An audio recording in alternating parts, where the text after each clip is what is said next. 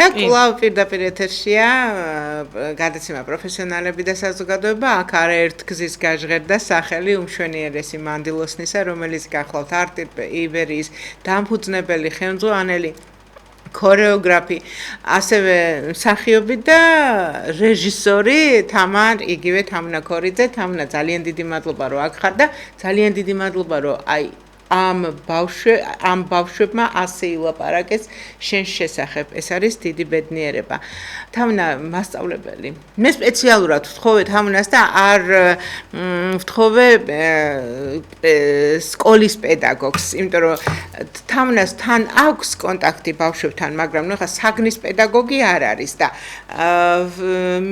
მით უფრო რომ როდესაც ქორეოგრაფიის რეჟისურას აკეთებს, ყოველთვის კრავს, რა ვიცი, რამდენი ყავს 20 თუ 25 ბავშვს ერთად და აი ამ ყველაფრიდან გამომდინარე ვთხოვე თამნას რომ ესაუბრა მასწავლებელზე და არა პედაგოგზე, მასწავლებელზე. გისმენ? პირველ რიგში მოგესალმები, მანნა, დიდი მადლობა რომ ისევ შენ სტუდიაში ვარ და ისევ ამ მშვენიერ სამყაროში მოვხდი. მადლობა. და რაც შეეხება მასწავლებელი. მასწავლებელი ალბათ ისეთი მცნებაა, რომელიც ჩვენს ცხოვრებაში ყველაზე ადრე შემოდის როგორც მცნება. მასწავლებელი რაღაც ჩემ ბავშვობაში პირველი მასწავლებელი ჩემი ასოცირდებოდა რაღაც მიუწვდომელ ქალღმერთად, რომელიც არ ცხოვრობდა მიწიერად, როგორც ჩვენ ცხოვრობდით, მეგონა რაღაც განსაკუთრებული არსება იყო, ადამიანი, ჩვეულებრივ ადამიანად ვერ აღვქვავდი. და ასეთი დამოკიდებულება შემრჩა ალბათ ძალიან დიდი ხანი. ეხლაც როდესაც ჩემს მასწავლებლებზე ლაპარაკი, ჩემს პედაგოგებზე, რეჟისორებზე, რომლებიც ჩემს მასწავლებლებად ითვლებოდნენ თეატრალურ ინსტიტუტში, სკოლაში, მაღალ კლასებში. იცით, ეს ისევ გრძელდებოდა, ისევ ის ღვთიურ არსებებად რჩებიან დღემდე ჩემ ცხოვრებაში. ჩემთვის არ მოხდა გაიგივება. რა თეატრალური აქვს დამთავრებული და ეხლა წარმოიდგინეთ რა საზოგადოება იყო მის გარშემო. კი, აი ბატონი გიზო ჟორდანიას ჯგუფი მაქვს დამთავრებული და გიზოც ჩემთვის დღემდე რაღაც ღვთაებრივ ადამიანად რჩება, ასევე ბევრი პედაგოგი, რომელსაც ჩემთან შეცდომა არ მოსვლია. და ეს შეცდომები ძალიან ცუდია, როდესაც ბავშვურ ასაკში აღიქვავს ბავშვი თავისი ამ ღვთიურად აღქმული ადამიანისგან რაღაც მიწიერ და ძალიან დაუშვებელ შეცდომას. ბავშვები საუბრობდნენ წეღანწინა ბლოგში რომ გამორჩევა ხდებაო. ეს გამორჩევა, რა ვიცი, ძალიან ცუდი რაღაც არის, რომელიც ბავშვს ძალიან დიდ ტრამვას აყენებს. ორივე მხარეს, ხო?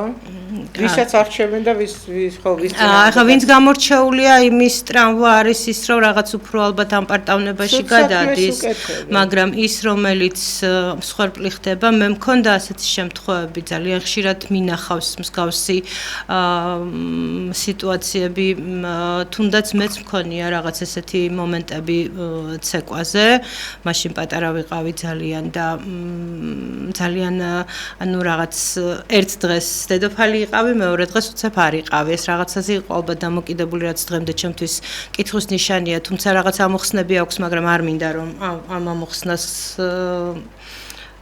ამოხსნა უპოვო. და მირჩევნია ისევ კითხვის ნიშნის ქვეშ დარჩეს და ამიტომ მე არასდროს არ ვაკეთებ იმას, რომ ჩემი მოსწავლე რაღაც ნიშნით გამოვარჩიო. არის ისეთი მომენტები ნამდვილად, რომ ვინც არის განსაკუთრებულად არაჩვეულებრივი ცეკვაზე და განსაკუთრებულად კარგად ცეკვავს, მაგრამ ეს გამორჩევა არ ხდება არანაირი სხვა ნიშნით. ეს ხდება მხოლოდ ობიექტურად მარტო ცეკვის ნიშნით. არანაირად იქ რაღაც მაგრამ ეხლა დღეს თუ არ ექნება სოლო ხო ექნება და ამიტომ სოლოებიც ჩემთან ცეკვებში თითქმის ყველას აქვს. არასდროს არ ვაკეთებ იმას, რომ ერთი მყავდეს გამორჩეულად ყველაფერში, რომ სხვა არაფერი არ იცეკვას არ არსებობს. მყავს რამდენიმე, რომლებიც ბევრად თქვა დადიან 10 წელი ცეკვაზე და ის რა თქმა უნდა ბევრად უკეთესად ცეკვავს, ვიდრე 2 და 3 წლის მოსული და ეს არ არის გულდასაწყვეტი და შემდეგ ეტაპზე უკვე ისინი ხდებიან ამათ რიგებში, აი ეხლა ეს ბავშვებიც, რომლებიც წინა ბლოკში იყვნენ სალომე და მარიამი, ერთ-ერთი პრეტენდენტები არიან იმისი, რომ წამყვანი მოცეკვავები გახდნენ ჩემ ანსამბლში. რა ვიცი, აი ყველანაირად ვცდილობ, რომ ბავშვები არანაირ ნიშნით არ გამოვარჩიო. თამნა, ბოდიში.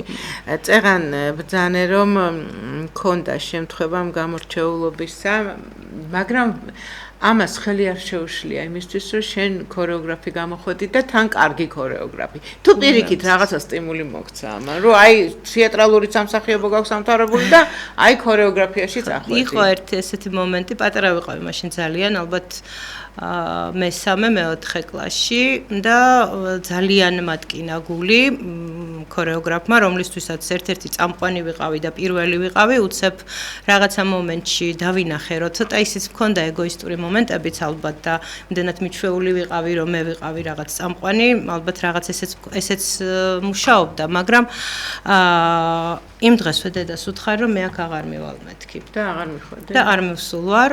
ერთ კვირაში ვიცეკვე ძალიან მაგარ ანსამბლში ბატონ ლექსო ნიკოლაძესთან, რომელიც იყო საქართველოში ალბათ ერთ-ერთი ყველაზე წამყვანი ანსამბლის შევარდენის ქორეოგრაფი, იყო ქუთაისის სახელმწიფო ანსამბლის ხელმძღვანელი, სუხიშვილების წამყვანი მოცეკვავე და ბატონი ლექსო ნიკოლაძე არის ჩემი სავიზიტო ბარათი, სადაც კი ვიტყვი, რომ ლექსოსთან მცეკვავდით, მეტი არაფრის თქმა აღარ მჭირდება. ძალიან ბევრი მოცეკვავე ყავს გაზრდილი. დღეს ბევრი სუხიშვილების მოცეკვავეა, ბევრი საბავშვო ანსამბლების ხელმძღვანელი და დიდი მადლობა მინდა უთხრა ბატონ ლექსოს, რომელმაც მისვლისთანავე ერთ კვირაში ჩამაყენა ყველა ცეკვაში და ოპერაში ვიცეკვე 3 ცეკვა, რაც კი ანსამბლი ვიცეკვა, ყველა ცეკვაში ვიდექი. და ის ჩემი ძველი ქორეოგრაფი მოვიდა ამ კონცერტზე და ნახა, რომ მე იქ ცეკვავდი, თუმცა ძალიან უნდა დაუბრუნებულიყავი. ეხლა ხანს გავიგე, რომ უთქვამს, რომ რატო მიიღეო? იმიტომ რომ ჩემი იყო, მაშინ იყო ესეთი ისენი, რომ ერთი ქორეოგრაფი როცა ცეკვავდი, მეორესთან გადასვლის უფლება არ ქონდა და ძალიან მიხარია, რომ ჯანსაღ გარემოში მოვხდი. არა, მე ნახე რა კითხვა დავსითამნა, აი ამ მდგომარეობამ, აი ამ ფაქტმა, რომ შენ დავუშვათ გული გაკინა, ხელი არ შეგიშალა. ზუსტად ეგ მოვყევი ახლა, რომ მე პირიქით უფრო მეტი მუხტით მივედი ლექსოსთან. ანუ რის თქმა მინდა, რომ ბავშვებმაც რო იცოდნენ, ეხლა ყველას გვეშლება ბავშვებო, შეიძლება რაღაცა არ მოგეწონოთ პედაგოგისგან, მაგრამ ამან არ უნდა მოახდინოს გავლენა თქვენს მომავალზე. აი თამნა უკვე არაჩვეულებრივი შვილების პატრონია და დღესაც ახსოვს ის ფაქტი, მაგრამ სამაგეროთ არის, რა ვიცი, ერთ-ერთი წამყვანი ქორეოგრაფი თბილისში, საქართველოში. ასე რომ არ უნდა მივაქციოთ, ხო? რაღაც პატარ ლაფსუსებს ყურადღება. კი და არ უნდა დაკარგოთ არავითარ შემთხვევაში ის თქვენი სურვილი ბავშვებო, რომელმაც მიგიყვანათ იმ წრეზე, რომელზეც დადიხართ, არავითარ შემთხვევაში არ დატოვოთ თქვენი პროფესიად არჩეული წრე, რომელსაც ფიქრობთ, რომ ძალიან გიყვარს იმის გამო, რომ რაღაც მოხდა და ასე შეწყვეტით, უფრო ნაკლებს მიიღებთ თქვენი ცხოვრებისგან, რომ პროფესია გქონდეთ კიდევ ერთი, რომელ წრეზეც დადიხართ და არასდროს არ დაკარგოთ ინტერესი იმ წრის მიმართ, სადაც დადიხართ. რამე ხო არ გაგახსენდება ახლა აი შენი და შენი პედაგოგების ან ღიმილის მომგვრელი ურთიერთობიდან ან რაღაცა ისეთი უცებ ხო არ გახსენდება. თუ არა, მაშინ ალბათ ის კი გეხსომება, როდის აი პირველი ნაბიჯები, პირველი მასწავლებელი თამნა ქორიძე. ჩემი პირველი დღე იყო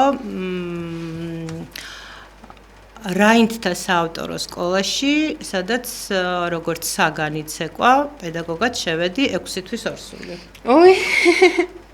ხოდა დღეს მარიამი ფანტასტიკურად ცეკვავს. და პირველი გაკვეთილი სხვადასხვის ძალიან ღელავდი თქო ვერ ვიტყვი, არანაირად არ მიღელვია, ჩვეულებრივად ჩავატარე ძალიან ბედნიერ ამპლუაში და რა ვიცი, იქიდან მოყოლებული არ გავჩერებულ ვარ. 20 წელია უკვე ზრდითაობებს და კიდევ მინდა ვთქვა, რომ ჩემს მოსწავლეებთან საკმაოდ მეგობრული ურთიერთობა მაქვს. ბავშვები, რომლებიც მიდიან ჩემგან, ანუ უკვე სკოლას რო ამთავრებენ, უკვე თავიანთ ცხოვრებას სხვა ეტაპზე გადადიან, იქ ოჯახდებიან, შვილები, რა ვიცი, მიდიან წინ და წინ, სხვადასხვა ზოგი თანამდებობებზეა, ზოგი რა ვიცი, ოჯახურ ცხოვრებაში ჩაბმული და ძალიან სასიხარულოა, რომ ეს დიდი გოგონები და ბიჭებიც ჩემთან კავშირს არ კარგავენ და ორი მოსწავლის შვილი მყავს მონათლული, რომლებიც ერთი უკვე როგორც მოსწავლედ დამიბრუნდა, ახლა საბერძნეთშიც მყავდა წაყვანილი საბა ნუკრაძე, მარით აბაგარის შვილი, არაჩვეულებრივი ბიჭია, მღერის არაჩვეულებრივად, სალონიკში ისე იმღერა, რომ რა ვიცი, ყველას მთელი საელჩო ამაზე ლაპარაკობდა. და მე ამაყი ვიყავი, იმიტომ რომ ის ჩემი მოსწავლის შვილი იყო, კიდევ უფრო მეტად ამაყი ვიყავი. ასევე ჩემი მოცეკვავე გიორგი ვარდუკაძე, რომელიც ახლა სუხიშვილების მოცეკვავეა, ჩემი გაზრდილი. დავიბრუნე როგორც ქორეოგრაფი ანსამბლში და ბავშვებთან მუშაობს, ჩემს გვერდით დგას. თავნა ძალიან ხშირად გიწევს ხოლმე გასვლები უცხოეთში. აი იქ ნუ თავისთავად ახლა ხელოვანი, როგორც ხელოვანი, ისე მე მგონი სხვა პროფესიის წარმომადგენელი არ იზრდება თავის პროფესიის წარმომადგენლებთან შეხვედრისას უცხოელებს გულისხმობ. და ალბათ ხშირად გავს ხოლმე შეხვედრები ამ ქორეოგრაფებთან. იქ როგორი დამოკიდებულება აი პედაგოგებსა და მასწავლებლებსა და ახსაზრდელებს შორის? ანუ უცხოელ პედაგოგებს და მასწავლებლებს შორის.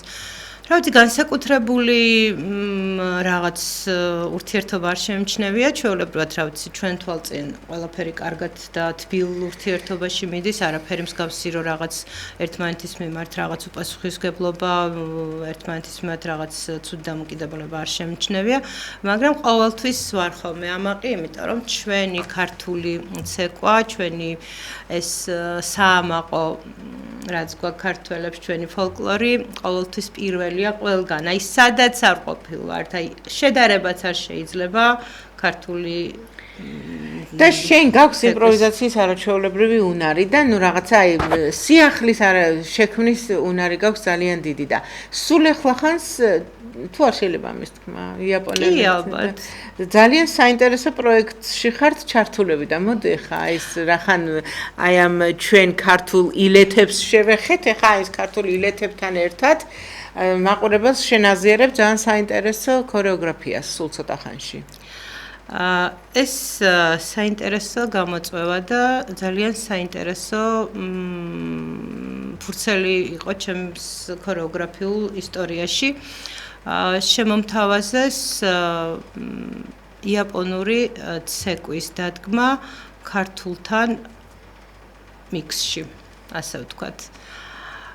იაპონური ცეკვა როგორც ასეთი რაღაც სპეციფიურია, რა თქმა უნდა, ანუ როგორც ყველა უცხოური ცეკვები, ყველა ცეკვა ძალიან ჰაეროვანია, ხო? კი, არის ჰაეროვანიც, აი ჩემი მარიამი ცეკვავს მაგალითად და უხდება ძალიან.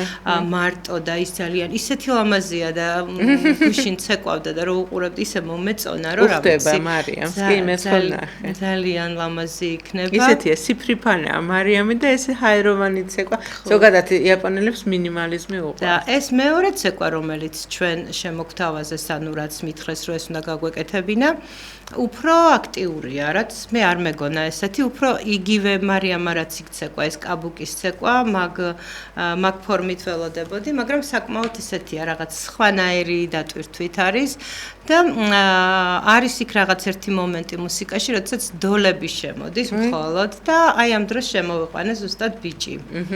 და რა ვიცი, და ფინალშიც გოგონა ცეკვავს, აი სალომე ცეკვავს იაპონელი გოგოს პარტიას და ბიჭი არის დაჩიკვაშილავა, რომელიც ცეკვავს ქართულ ილეთებით და ესე ფინალში ესე ვამთავრებთ. ძალიან მოეწონათ ბავშვებს ეს ცეკვა, რაღაც განსხვავებულია და ალბათ ძალიან საინტერესოა უცხოურ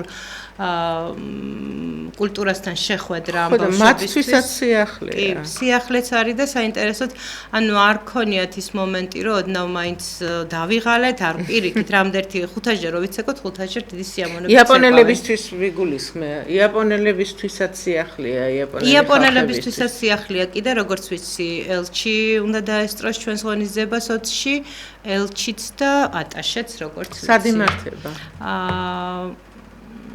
აი მე ზუსტად არ ვიცი სახელი ელექტრო ვეკი.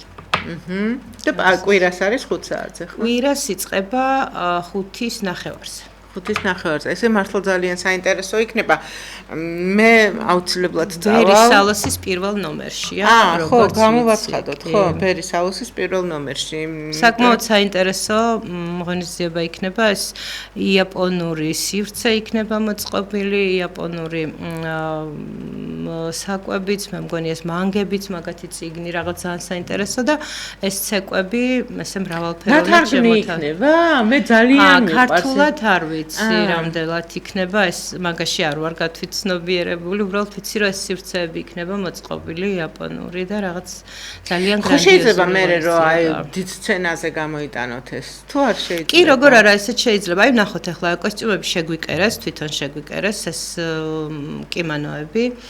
იასამნის ფერ და თეთრ ფერებში ძალიან ლამაზი გამოვიდა, რომ ნახე შეკერვის პროცესში და მე მგონი რაღაც ულამაზესი და მარიამის კაბა არის რაღაცა არ ვიცი, საოცრება.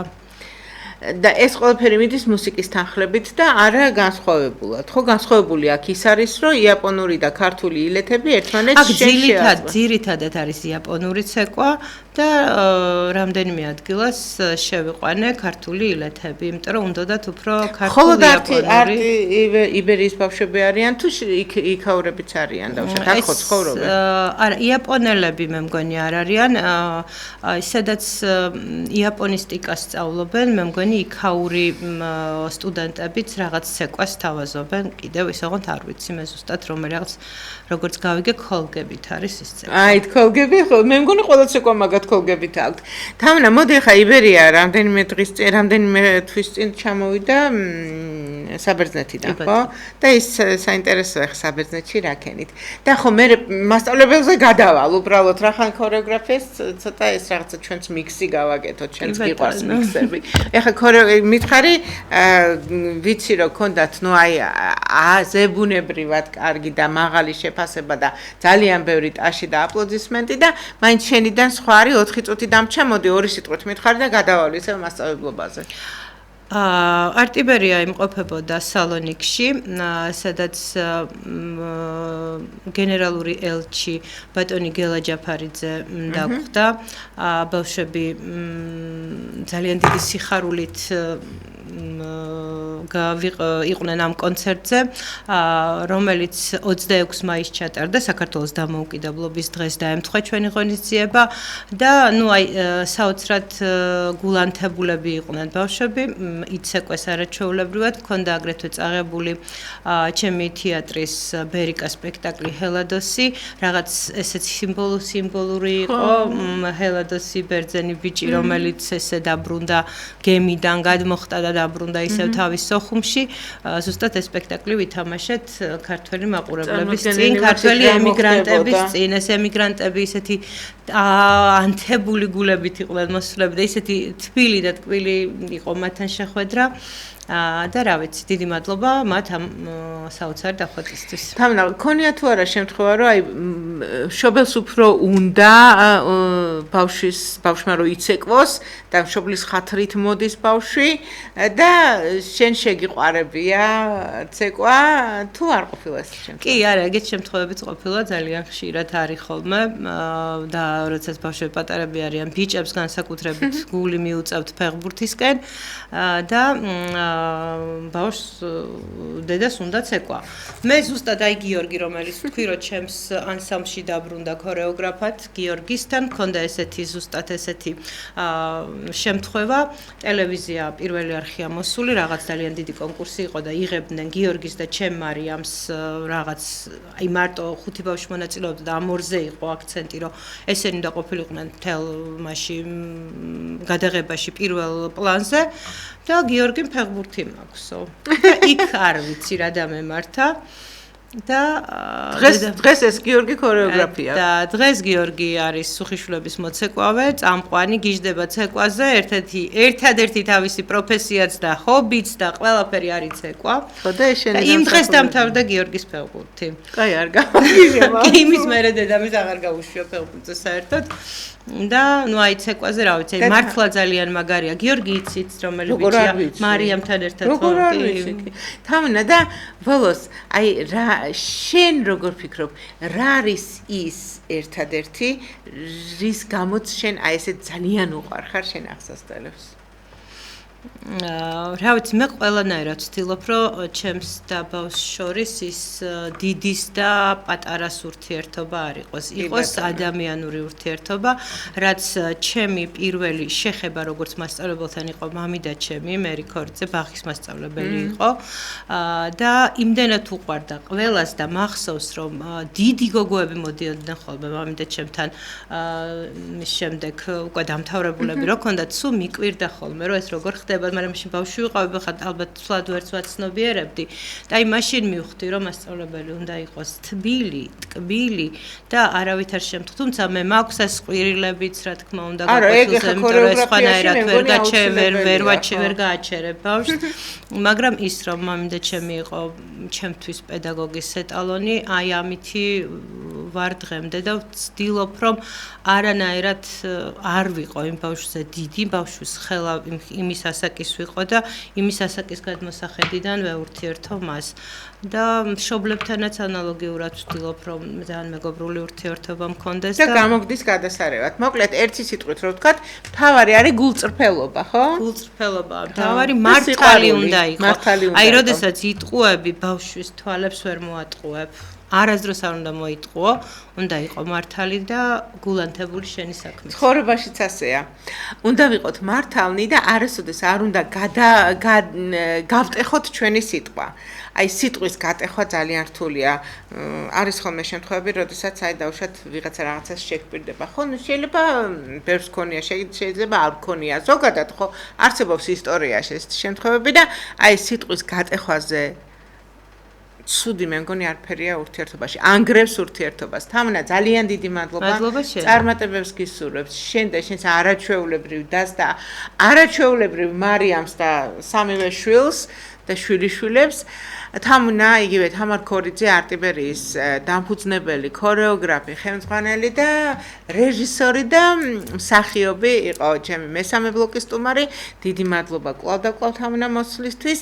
მე ყველას დიდ მადლობას გადაგიხდით, ვინც გვიყურეთ და გვისმინეთ და პარასკევამდე გემშვიდობებით. ნახვამდის.